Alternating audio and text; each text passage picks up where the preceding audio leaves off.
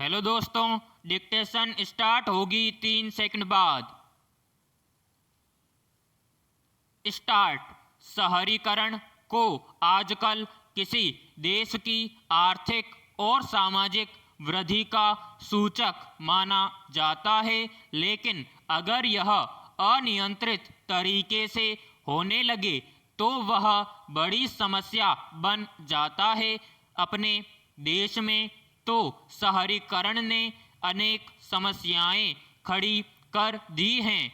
हालांकि हकीकत यह भी है कि तेज शहरीकरण के बावजूद आज भी देश की 65% आबादी गांवों में बसती है।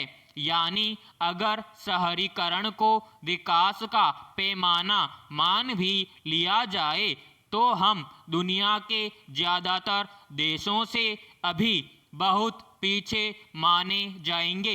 बहरहाल कितने भी पीछे हों, लेकिन जितना और जैसा शहरीकरण हो रहा है उसने गंभीर सोच विचार के लिए हमें मजबूर कर दिया है।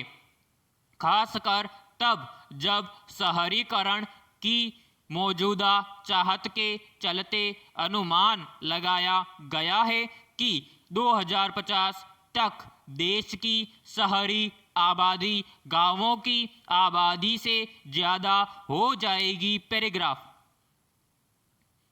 कुछ दशकों से देश में शहरों का फैलाव जिस तेजी से बढ़ा है उसने कई नई चुनौतियां खड़ी कर दी हैं। इसे दो कोटियों में बांटा जा सकता है। पहला, शहरों का भौगोलिक रूप से फैलाव, यानी गांवों और जंगलों का शहर के अंदर शामिल किया जाना, और दूसरा, गांव के लोगों का शहरों में आकर बस जाना। अगर शहरों के भौगोलिक फैलाव की बात करें तो इससे पर्यावरण और खेती के लिए एक बड़ा संकट खड़ा हो गया है। जंगल घटते जा रहे हैं, इससे जलवायु परिवर्तन का असर और बढ़ रहा है। खेती की जमीन को आवासीय और उद्योग की श्रेणी में लाए जाने से किसान खुद भी अपनी जमीनें बेच रहे हैं, वे खेती छोड़ रहे हैं।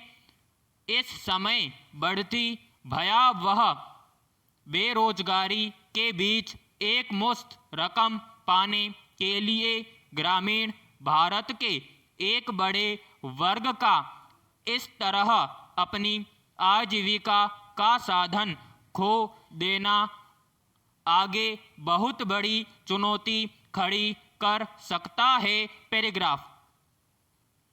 कथित विकास की चाहत में अब पर्यावरण की चिंता कम की जाने लगी है। शहरी बसावटों के फैलने से नदियों के पाट सिकुड़ते जा रहे हैं, जल प्रबंधन की चुनौतियां बढ़ रही है। इस बात को भी कौन नकार सकता है कि अनियोजित और अवैध निर्माण से ज़्यादातर जलाशयों का जल खत्म हो चुका है। जहां तहां बाढ़ की समस्या खड़ी होने लगी है। इसी तरह जंगलों के घटने से वन्य जीव मुश्किल में हैं। देश के महानगरों में प्रदूषण की चर्चा अब पूरी दुनिया में होने लगी है। हम भले आजकल प्रदूषण के अलग अलग कारण बताते रहें, लेकिन हकीकत है कि औद्योगिकरण पर्यावरण को बुरी तरह बिगाड़ रहा है।